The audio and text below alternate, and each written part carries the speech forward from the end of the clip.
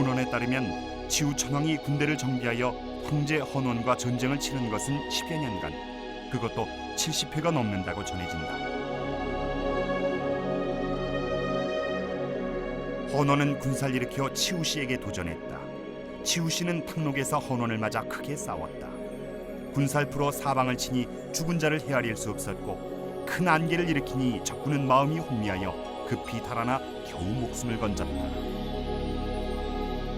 결국 역사가 증언하는 이 어마어마한 전투의 승리는 중국의 시조라고 일컫는 황제 헌원이 아닌 치우에게 돌아갔고, 그 이유가 지리를 이용할 줄 알았던 전술 전략과 앞선 무기 때문이었다는 것이다. 유목 초원의 길을 통해 가지고 스키다이 문명하고 이런 문명이 제일 먼저 치우 쪽으로 전달이 됐다.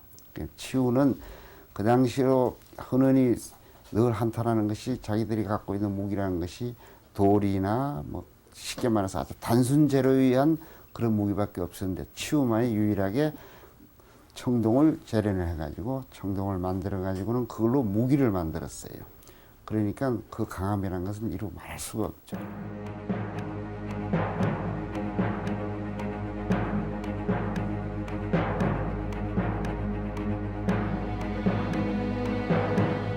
서양의 트로이 전쟁에 빗대어 일컬어지는 탕록 전쟁은 동아시아의 패권 쟁탈전으로 황제 집단과 치우 배달국의 국제 전쟁이었다.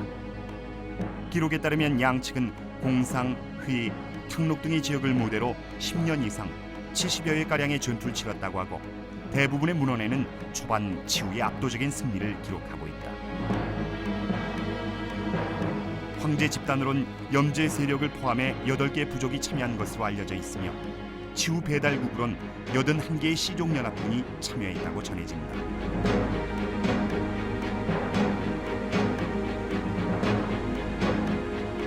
이 탕록의 전투가 얼마나 오랫동안 이루어졌는지 정확히는 알 수 없지만, 이 전쟁이 동아시아 세력의 판도와 종족 분열과 융합, 그리고 통합 역사의 배경이 됐음을 추측해 볼 수 있다. 치우는 활동 지역 자체가 사기에도 나와 있다시피 산동반도를 중심으로 해서 서쪽의 화하족을 가장 위협한 그러한 활동상을 보였습니다. 결국 중국이라 하는 땅 자체가 화족만의 땅이 아니었고, 우리 동이족들의 활동 무대였으면 틀림없습니다. 치우라는 우리의 선조가 동이족을, 흩어져 있던 동이족들을 단결시켜서 부족 연합체를 형성을 해서 화족과 겨루었기 때문에 그 사람들이 그렇게 막강한 힘을 가질 수가 있었던 거고, 그런 경험이 있었기 때문에 당군이라는 새로운 왕이 태어났을 적에 그 사람을 중심으로 다시 또 조선을 만들 수가 있게 되는 거죠.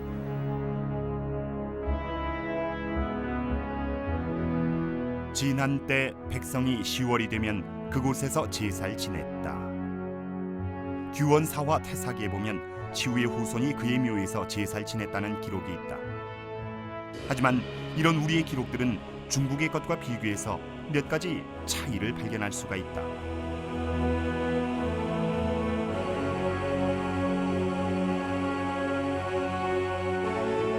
중국의 기록에서는 이 전쟁의 승리가 황제의 것이었고, 치우는 죽임을 당했다고 기록돼 있다.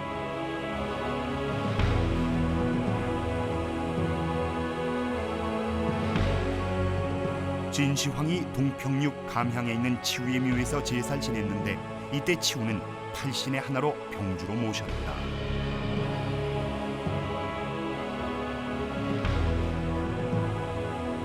황제에게 패하고 죽임을 당했다는 치우. 그렇다면 왜 진시황은 황제에게 패했다는 치우에게 제사를 드리고 그를 병주로 섬겼을까? 워낙 뛰어난 무의, 군의, 쉽게 말해서 군신이죠. 군신으로 추앙을 받고 있었기 때문에 한나라 시대 한 고조도 싸우기 전에는 반드시 치우에게 제사를 지내고 나갔습니다. 또 치우의 일생 중에서 치우의 형상을 그려가지고 제후들에게 돌려줬더니 제후들이 그 치우 형상을 보고서 무조건 복종을 맹세했다는 그런 것도 있습니다.